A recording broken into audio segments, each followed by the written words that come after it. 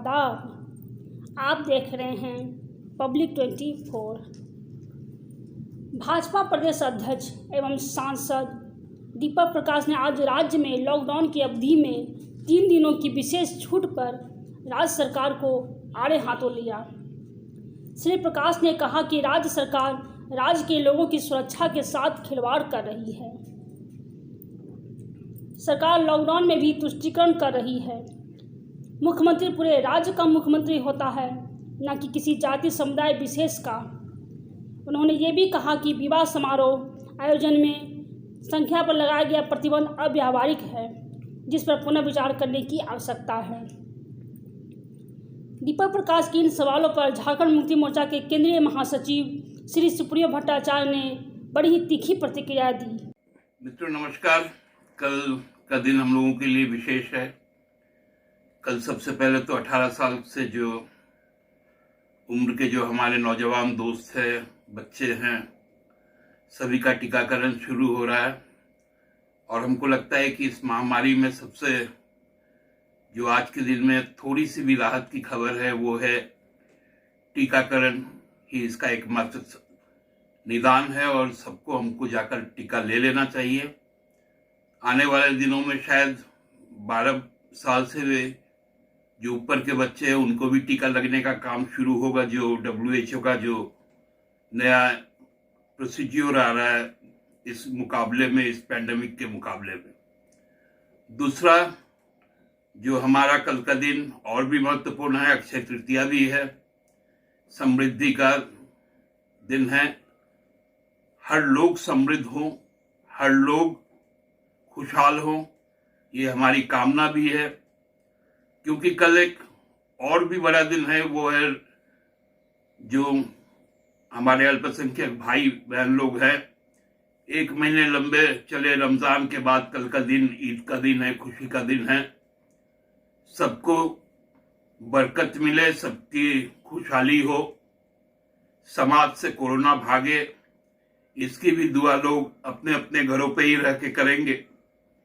ईद का नमाज जुमा में हो रहा है तो आपको सुबह ईद का भी नमाज पढ़ना है और जो जुम्मा का नमाज है वो भी पढ़ना है। और दोनों नमाज कोरोना को भगाकर अक्षय तृतीया के दिन सबकी समृद्धि के लिए हो, उसी को समर्पित हो, यही मैं आशा करूंगा।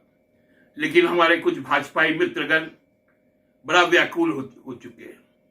जब वो पूरी तरह से पूरे देश में भाजपा की पोल खुल गई है, भाजपा शासित, चाहे वो उत्तर प्रदेश हो, चाहे वो बिहार हो, चाहे मध्य प्रदेश हो, लोगों को मरने के बाद जल में सीधा प्रवाहित कर देने का जो अमानवीय चेहरा सामने आ रहा है, जो रिपोर्ट सामने आ रहा है कि गंगा जैसे पवित्र नदी को जिस प्रकार से दूषित किया जा रहा है, जिसको हम लोग पूरे देश का हॉटलाइन कहते हैं, जीवन रेखा कहते हैं, उस जीवन रेखा को जिस प्रकार से प्रदूषित करने का काम किया गया, ये अक्षम्य अपराध भारतीय जनता पार्टी के द्वारा की जा रही है। और उसी का प्रतिफलन है कि आज हमने देखा, कई जगहों पर सुना कि भाजपा के मेरे मित्रगण 13 तारीख से 16 तारीख के बीच में कुछ असमंजस की स्थिति पैदा कर रहे हैं। फिर वही सांप्रदायिकता का जो असली रूप है भाजपा का, वो सामने आ रहा है। ये सीधी तौर पे कहा गया है सरकार की तरफ से कि 16 तारीख को सुबह 6 बजे के बाद कुछ नई पाबंदियां लगेंगी, जहां जो इंटरस्टेट ट्रांसपोर्टेशन है वो बंद होगा, जो इंट्रा जो जिलों में चलने वाली वाहनें हैं, जो एक्टिविटीज है, उस पर रोक लगेंगी। और कुछ नई पाबंदियां और लगेंगी, जैसे लोगों को होम क्वारंटाइन होना पड़ेगा, जो भी बाहर से लोग आएंगे, इस तरह की कुछ सख्त पाबंदियां लगाई गई है। लेकिन इसका मतलब ये कतई नहीं है कि 13 तारीख से 16 तारीख तक किसी भी प्रकार की कोई छूट दी गई हो।